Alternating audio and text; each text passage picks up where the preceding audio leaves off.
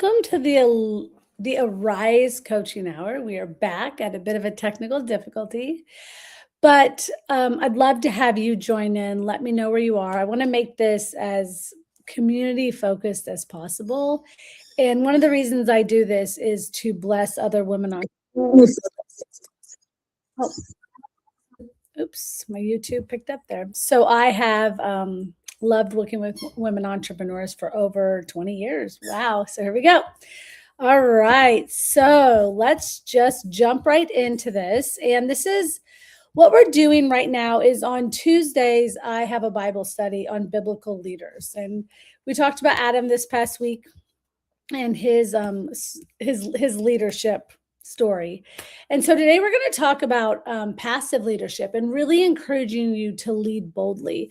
So most leadership failures don't start with rebellion. They start with overwhelm. And they start with someone who once felt called, capable, and confident, who slowly becomes passive because life got heavy. And if you're a high capacity woman building a business, stewarding a family, leading your community, and trying to follow God, you know exactly what that feels like. And sometimes passive leadership doesn't happen because we don't care. It happens because we are carrying too much or wearing too many hats. And today I really want to talk about the cost of passive leadership and how we move back into the leadership God actually called us to. So welcome to the Arise Hour with Dr. Martha Nessler, where we will renew our minds, reclaim our identity, and align our lives with heaven's blueprint so we can rise into the life God created us to live. So I first want to just start, and I do, like I said, join in the comments, say what you want to say, like I'm here for it. And for those of you in the private community, we will meet after this call and we will really do some serious coaching around this. But don't worry, because I have coaching exercises in here. I really want this hour, or it won't be an hour, but probably this half hour or so to bless you. So what is passive leadership? And the thing about it is it doesn't always look obvious. And like I said before, it doesn't look like rebellion. How that shows up in your life is knowing what needs to be done, but you delay it.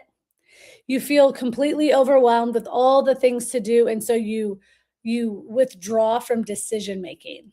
It shows up as being silent when leadership is requiring you to show up and speak up, chasing future vision while neglecting your present responsibility. And many leaders fall into a pattern not because they lack ability, but because they're exhausted. And I know a lot of you can probably relate with this. You know, in my 20 years of doing business, I can tell you that it took a while to learn what exhaustion meant. And it took a while to learn, to say no, especially when you're someone who can carry the mother load, right? You can juggle all the hats. Sometimes you have to learn when to say, no, I don't actually have any room for hats right now. But I want to talk about why high capacity women slip into passive leadership. So many women, I'd say a large percentage, are carrying an enormous amount of responsibility. Today in our society, they're building a business or working a job, requiring a lot of them, stewarding their home, serving your church, showing up for community. And somewhere in the middle of all that, leadership, it begins to feel heavy because it's like, oh, wow, it's one more thing to do. And sometimes passive leadership starts to take effect when we begin to actually put God in a passive leadership in our positions, a passive leadership position in our lives, right? So we kind of say, okay, God, I'm going to kind of put you over there and I'm going to try to do what I have to do. So how does that look? So God speaks, but we respond, I hear you, but I think my way might be better. Or I hear you, but I don't have time to do that right now. He's saying, hey, listen, daughter, here's the plan I have for you. And it's easy to slip into overwhelm. I mean, I'm always open to share, but when I was running my clinic, working within my essential oils business. And God's told me to start working with women and coaching them to make him their CEO and using the principles, the Arise principles, with them. But I'm also a very single mother, right? And I was when this happened, I was very, very involved in my church. And I began to think, that's a great idea, but I don't know. So this did not happen with me because I have learned my lessons. But normally what happens is we begin to take control. And we begin to lean on our own self-sufficiency and not God's sufficiency. And that's when overwhelm kicks in. And when we get overwhelmed, what do? We withdraw. I'm constantly speaking with women who are like, I feel overwhelmed. I feel overwhelmed with, sometimes it's my business, or sometimes it's the business I'm creating to bring in extra money, or the business so I can get out of my 9 to 5. I'm overwhelmed with that and the kids and the spouse and all the things I have to do. I'm completely overwhelmed. And what do? They pull back. They're like, I don't have time. I have to pull back. So the shift we have to make as leaders is we have to begin to ask ourselves, okay, there's 5 things that leadership needs. And am I ticking all these boxes? Okay, so leadership requires stewardship, obedience, watchfulness, responsibility, and the courage to act. Now, these often conflict with the way society does things, okay? So the world is celebrating influence and visibility in a much different way than spiritually leadership is viewed. So with God, leadership is often not big and in your face. It's not put the spotlight on me. It's more of stewarding what you already have in your hands. Because God influence, I should say it this way, is a natural, it flows naturally once you've achieved responsibility. Now, society, a lot of people who build businesses that are more in the world, it's more about the influence than the responsibility. And people are often pushing the responsibility over. So there's got to be this shift that we begin to make in our own minds. And one of the reasons, no, thank you. My dog. One of the reasons, as I began to pray into She Made God Her CEO and this coaching where we're having this more God-centered approach to business, the Lord said to me, there's going to have to be some shifts. And I began to see the need for shifts. And as women come into, I'd say in the last year or two, there's a big shift of women saying, I want to be more faith focused than my whole life, not just my business. And we have to begin to look at that. And it's like, well, let's look at the different ways, because when we steward the way God asks us to, or when we lead the way God asks us to lead, we have to look at stewardship, obedience, watchfulness, responsibility, and the courage to act. And so I want to give you a principle called the garden principle. Leadership, the original leadership started with a garden. And I say that because we talked about Adam, right? That was the first leader in the Bible. He was also the first leader to fail in the Bible. But it started in a garden. It wasn't a platform. It wasn't a stage, but it was a garden. And leadership begins with faithfully stewarding what God has already placed in your care. And I would encourage you to reflect back to Tuesday's Bible study, because Adam did not steward well what he was asked to lead, the garden. Okay. But your garden today is different. It's not the Garden of Eden, and you're not being asked to name the plants and don't eat from that tree. It shows up in a different way. So the garden today is your business, your family, your health, your influence, and your community. And like a lot of times, I heard this quote yesterday where if the prophecy does not negate the process. I think a lot of times we look at the prophecy or we look at the promise and we look at what God has promised us, and we all of a sudden kind of blow by the process, right? We blow by the process to get to the promise. And so that's kind of like Adam. It was like, what did God entrust to you? He entrusted Adam with the garden, and he entrusted Adam with Eve, to, lead Eve, and entrusted him with the animals and all the plants and naming them, etc. So the big question is for you, what has God promised you? I'm sorry, the question is not what has God promised to you, but what has he already entrusted to you? The promise will come. Okay, so what is the process to get to the promise?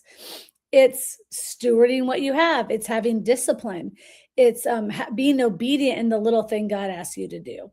So I hope I'm driving this point home to you guys, because having been in business for 20 years, I was always focused on the pretty much the do and the have and the what was next.